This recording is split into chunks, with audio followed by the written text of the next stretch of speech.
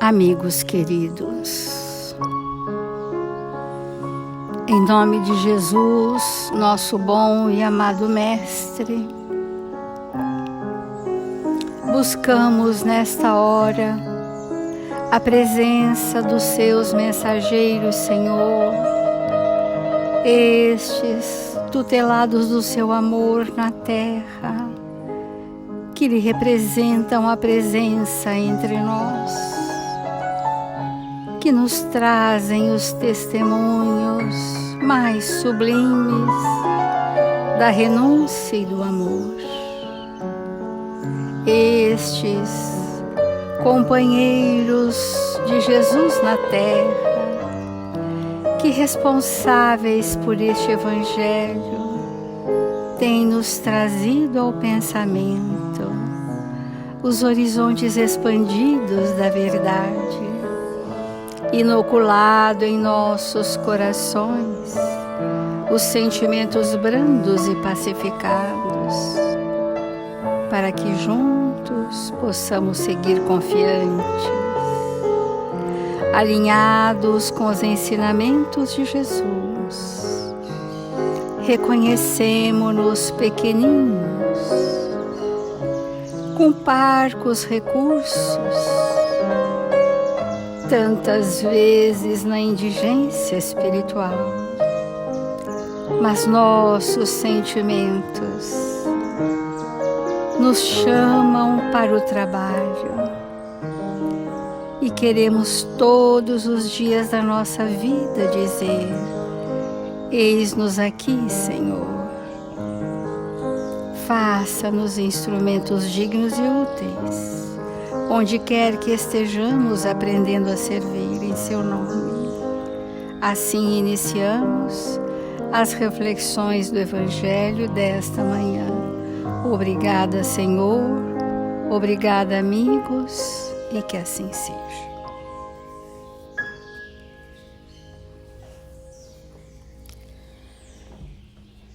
Do Evangelho segundo o Espiritismo, o capítulo Bem-aventurados os pobres de espírito. E o item que nós estamos adentrando é mistérios ocultos aos sábios e aos prudentes. Pode parecer singular que Jesus renda graças a Deus por ter revelado essas coisas aos mais simples e aos pequenos, que são os pobres de espírito, e de tê-las ocultado aos sábios e aos prudentes, mais aptos em aparência a compreendê-las. É preciso entender, porém, pelos primeiros, os humildes que se humilham diante de Deus e não se creem superiores a todo o mundo, e pelos segundos, os orgulhosos envaidecidos de sua ciência mundana, que se creem prudentes porque negam, tratando Deus de igual para igual, quando não o negam, porque na antiguidade prudente era sinônimo de sábio. Por isso Deus lhes deixa a procura dos segredos da terra e revela os do céu aos mais simples e os mais humildes que se inclinam diante dele. É bem profundo esse item, e é a oportunidade que nós temos de trazer todo esse conteúdo que a doutrina espírita trouxe para nós, para rasgar os véus, como diz Emmanuel. É chegada a hora de rasgar os véus que ensombravam a nossa consciência, porque nós precisamos alargar os nossos horizontes numa visão do Espírito. Então, a descoberta das questões da matéria é dado ao homem, no seu estágio evolutivo de inteligência, descobrir sob o influxo amoroso de espíritos sublimes também. Mas as revelações quanto ao espírito, quanto ao reino de Deus ou as leis sábias, imutáveis, divinas, cabe aos espíritos nos trazerem essa compreensão. Então, do que falava Jesus quando dizia, agradecia, que esses conhecimentos não foram dados aos orgulhosos, aos prepotentes, foi dado aos humildes e aos puros de coração. Porque o orgulho, nas suas várias dimensões, quando a gente fala assim, olha, orgulho, prepotência não são sinônimos, são derivações do orgulho. A prepotência, a derivação do orgulho, a ciúme, a inveja, são derivações do orgulho. E essa matriz que nós trazemos dentro de nós ainda, que nos revela a pequenez, impede que o nosso ser espiritual acesse a verdade. Porque as verdades estão aparentemente ocultas em nós mesmos, na nossa consciência. E não estando suficientemente moralizados, a nossa via de acesso à consciência está obscurecida, está tamponada pela nossa pequenez. Por isso que houve necessidade da maturidade do senso moral, para que o espírito, em amadurecendo em razão e verdade, pudesse acessar a sua consciência, onde estão, entre aspas, as revelações, através das leis. Então, nós vamos continuar vendo da Gênese, no capítulo das Revelações, né? Que ontem nós falamos o que é revelar, né? Revelar é trazer ao entendimento, é descobrir um fato, é sair da ignorância daquele fato. O caráter essencial de toda revelação deve ser a verdade. Revelar o que estava temporariamente oculto, mas não estava escondido, apenas tamponados pela nossa ignorância. Então, toda a revelação desmentida pelos fatos não é de Deus. Tudo aquilo que a ciência afirma, ou os filósofos afirmavam, ou os contemporâneos sociólogos afirmam, e que se desfaz porque não há consistência, não vem de Deus, mas vem de elaborações mentais dos próprios homens que afirmam com toda veemência ser aquilo a verdade. Mas tudo aquilo que não tiver em ressonância absoluta com as leis de Deus, não é a verdade. Então, o ensinamento, pois, é em realidade a revelação de certas verdades científicas ou morais. Por isso que ontem nós falamos desse grande desafio da Casa Espírita do Terceiro Milênio, que é realmente vivenciar na intimidade dos seus a aliança da ciência com a religião. Porque esse é o tempo que são chegados. E as verdades científicas ou morais, físicas ou metafísicas ou espirituais, feitas por homens que as conhecem, a outros que as ignoram e que sem isso as teriam sempre ignorado. Então, essa revelação implica em valores morais e conhecimento da realidade do mundo da matéria. Mas olha o que é importante que a Gênese está dizendo quanto a por que ainda doutores da lei, como Nicodemos, um dia falaremos sobre ele, doutores da lei, conhecem os fatos da lei dos homens, mas nada sabiam sobre a lei de Deus, mesmo que fossem informados. Não que não fossem informados, nós estamos falando daqueles de nós que lemos muito sobre a verdade, mas aquilo não há penetração em nós, porque falta um sentido, falta desenvolver essa maturidade do senso moral, como diz o Evangelho. E a ilustração que ele traz aqui é bem importante. Mas o professor que ensina, aliás, o professor não ensina senão o que aprendeu. É um revelador de segunda ordem. O homem de gênio que ensina o que descobriu por si mesmo. É o revelador primitivo. Produz a luz que gradualmente se vulgariza. Um onde estaria a humanidade sem a revelação dos homens de gênio, esses que estão à nossa frente, que aparecem de tempos em tempos? Estes são os reveladores. O que nós revelamos? O que somos, não como estamos. Nós só podemos revelar do que somos e ensinar até onde construímos conosco. Aqueles de nós que ensina o que aprendeu de alguém. Então ele é um revelador de segunda ordem, mas aquele que descobriu por si, e nós vamos ver que descobrir por si é apenas revelar a construção moral tão maior que a nossa, que se desvenda para os homens da terra na forma da verdade. Os grandes prepostos de Jesus na terra são esses espíritos que vieram em todos os segmentos da humanidade. Vieram nas filosofias, nas ciências, nas religiões, na sociedade, na política, entre os homens da terra, trazer a revelação. Ou seja, mostrar para induzir o outro de forma sublime aquilo que já construíram em si. Então, mas quem são esses homens chamados de gênio por Kardec, né? Por que são homens de gênio? De onde vêm? Em que se convertem? Notemos que a maior parte traz, em nascendo, faculdades transcendentais, que é a mediunidade, faculdades espirituais e conhecimentos inatos, arcabouço de experiência milenar, que um pouco de trabalho basta para desenvolver.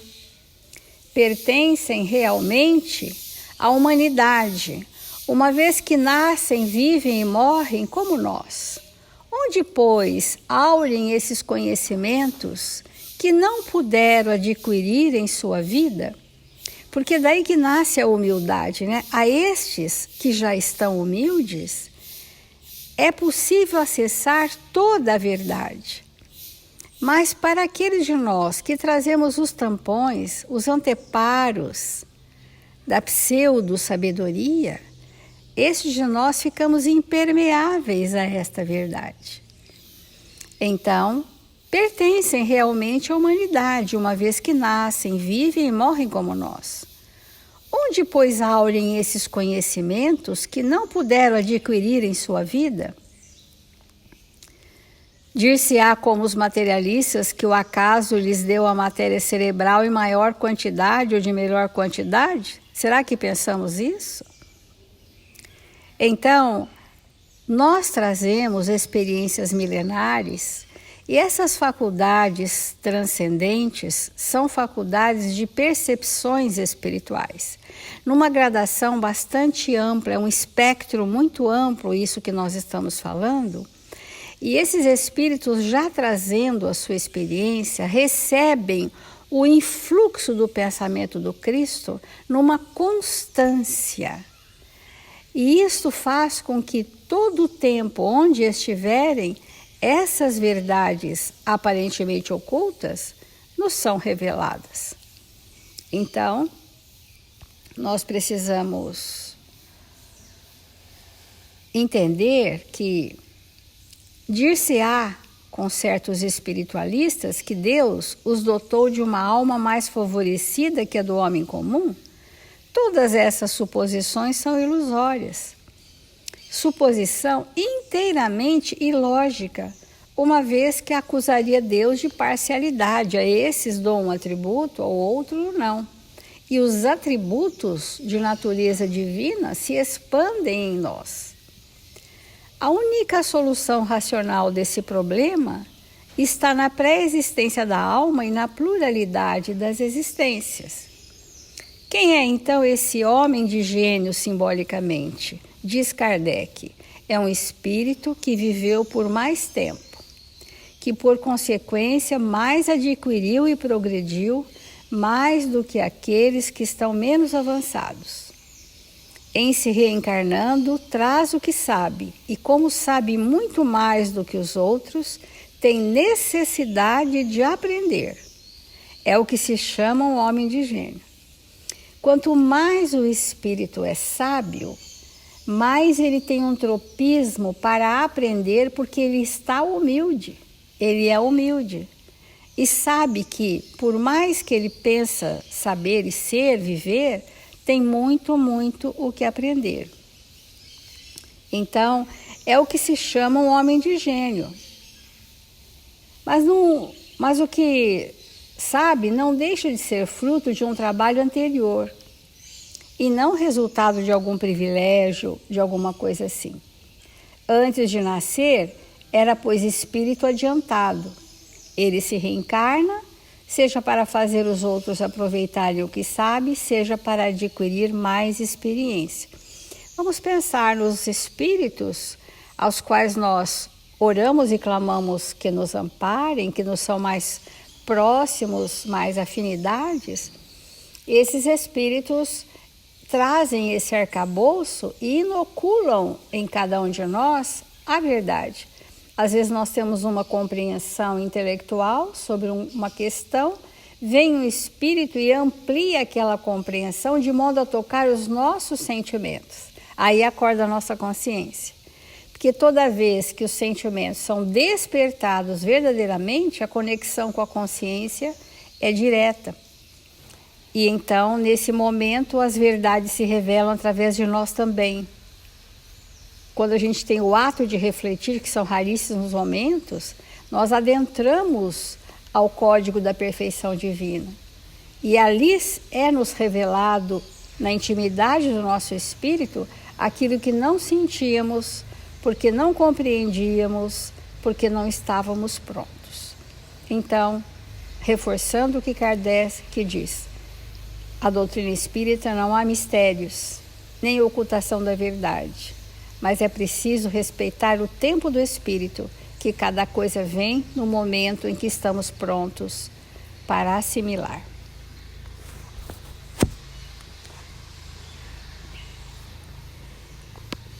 Irmãos, que maravilha nós irmos compreendendo cada vez mais esse Evangelho de Jesus para que nós possamos nos iluminar.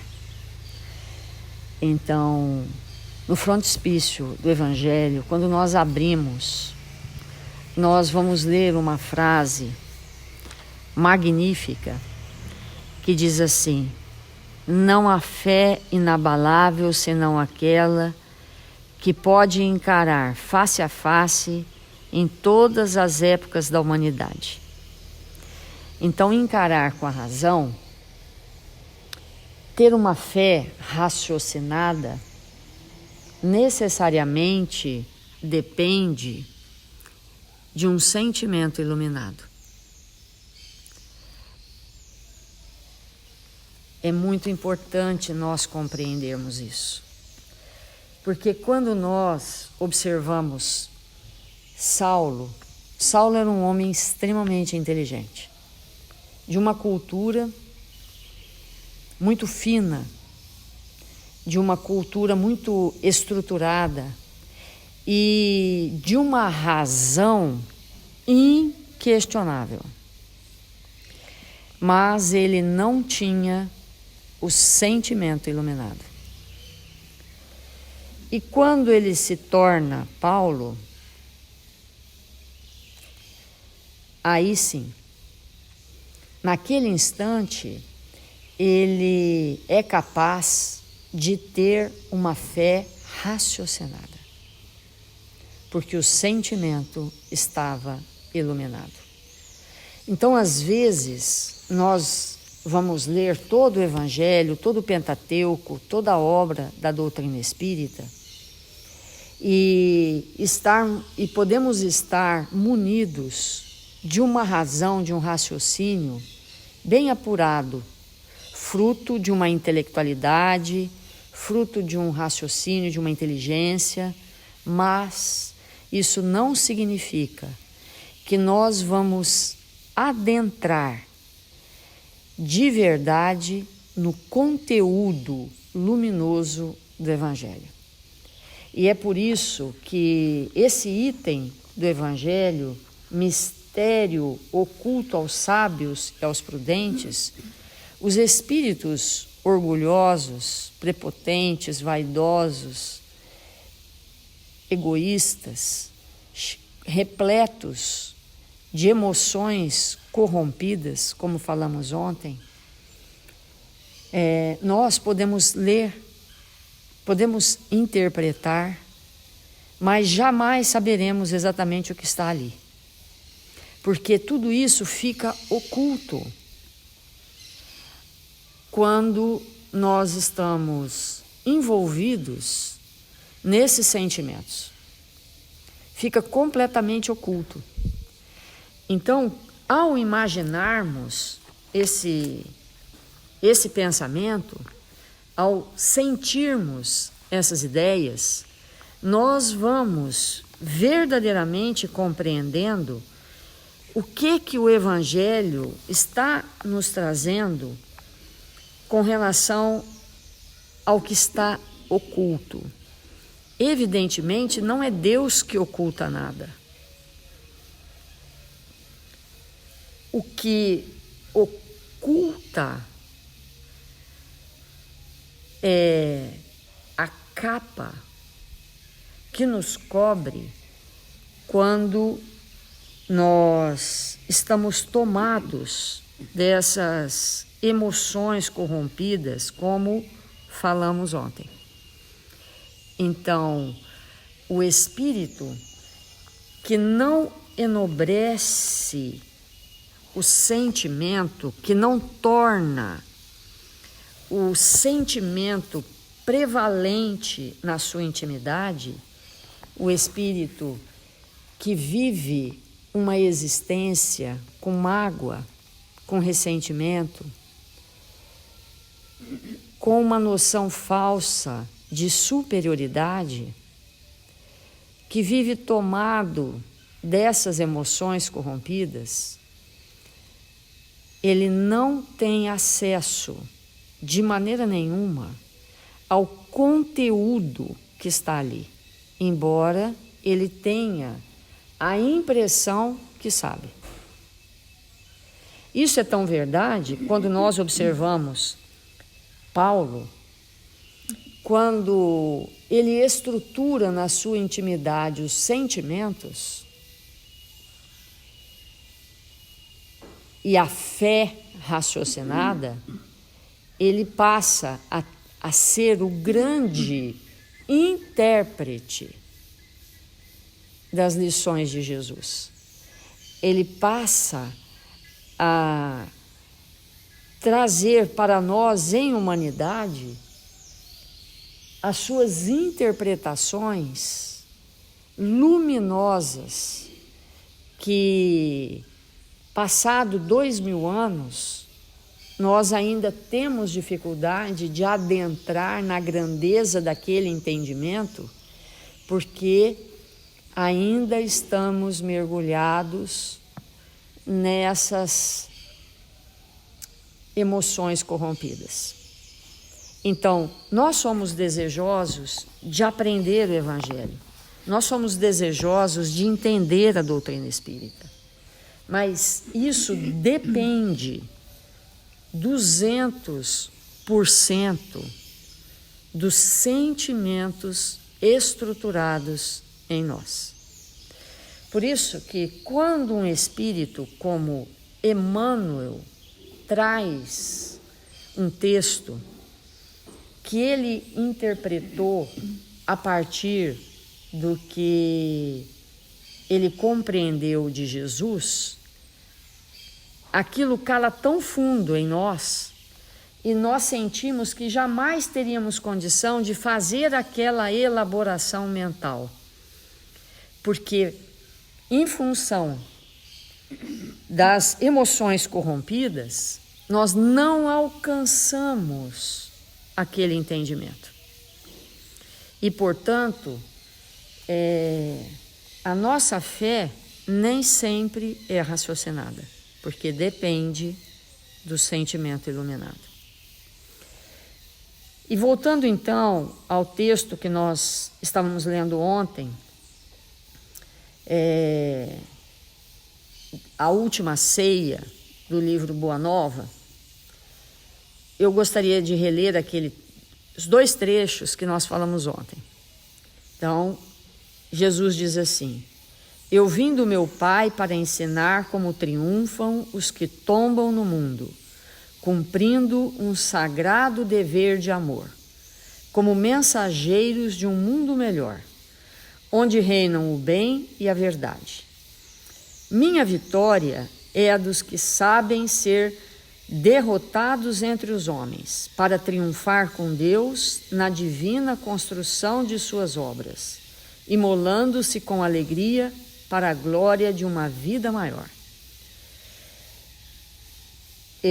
Os sentimentos que precisam ser desenvolvidos em nossa intimidade para que possamos fazer uma compreensão do Evangelho depende da nossa união com Deus. E essa união com o Pai, ela não se faz de maneira automática, ela não se faz por osmose, ela não se faz por simples desejo. Essa união é uma construção íntima que nós vamos fazendo na nossa intimidade. E aí Jesus vai esclarecer mais à frente, como lemos ontem, assim: uma das maiores virtudes do discípulo do Evangelho é a de estar pronto ao chamado da providência divina. Deus nos chama inúmeras vezes na nossa vida. Quando alguém nos ofende de uma maneira muito pronunciada, quando alguém nos humilha, quando acontece uma coisa inesperada que nós não sabemos como lidar, isso é o chamamento de Deus. Porque Deus, nosso Pai, nos chama para o testemunho. E o testemunho é a manifestação do sentimento. Se alguém me ofendeu e eu perdoar integralmente, eu estarei atendendo a um chamado divino.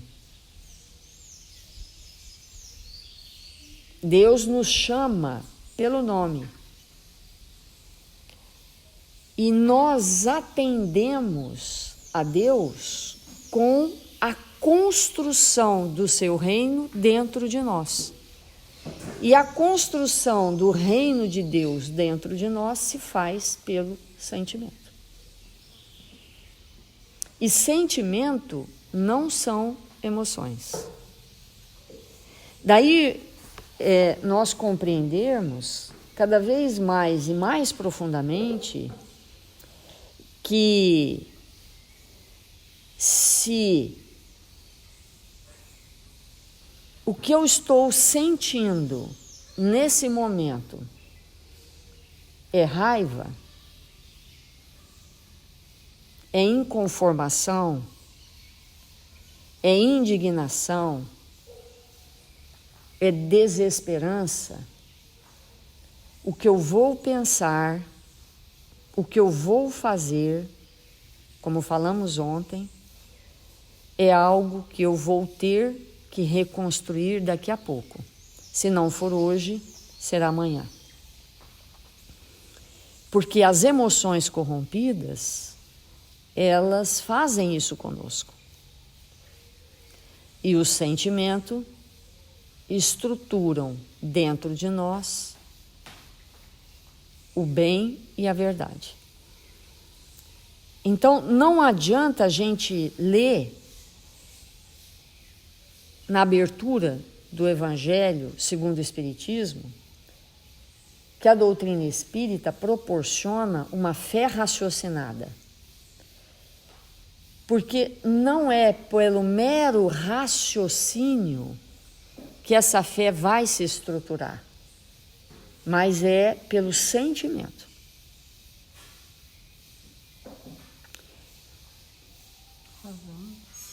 Então, o sentimento é que vai estruturar uma razão iluminada. O sentimento iluminado estrutura uma razão igualmente iluminada. Por isso que não adianta nós decorarmos,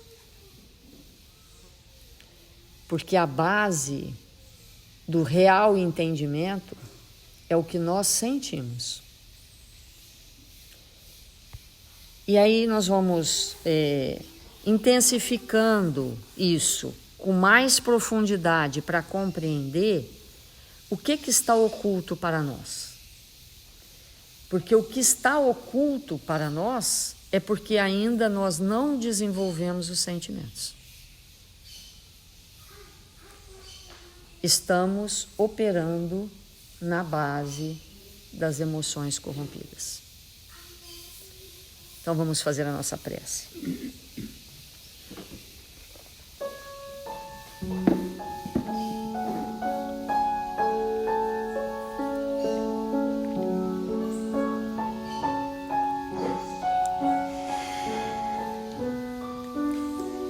Deus, nosso Pai,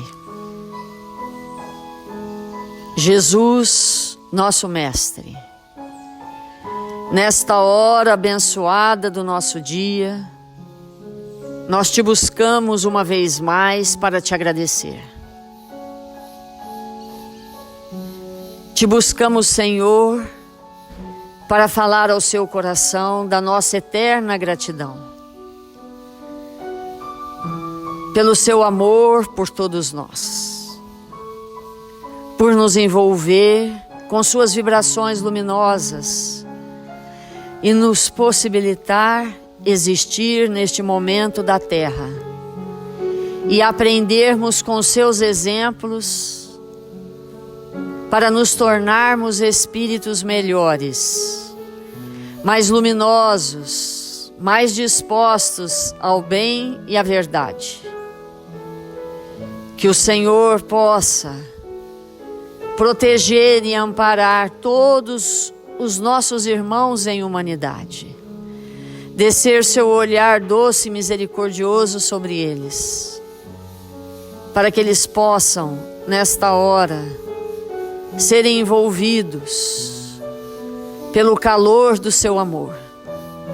Ampara nossos irmãos registrados nos cadernos de vibração da nossa casa e fortalece-nos para que nós possamos derramar sobre todos eles nesta hora o ectoplasma necessário para que estes espíritos possam operar em seu nome, aconchegá-los nos sentimentos mais amorosos, para fortalecê-los em saúde, em alegria, em bom ânimo.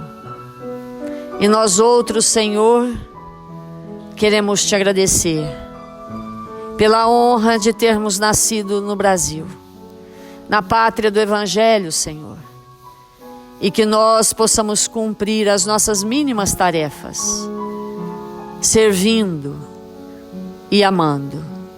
Que o Senhor nos abençoe e nos fortaleça, agora e sempre. Que assim seja.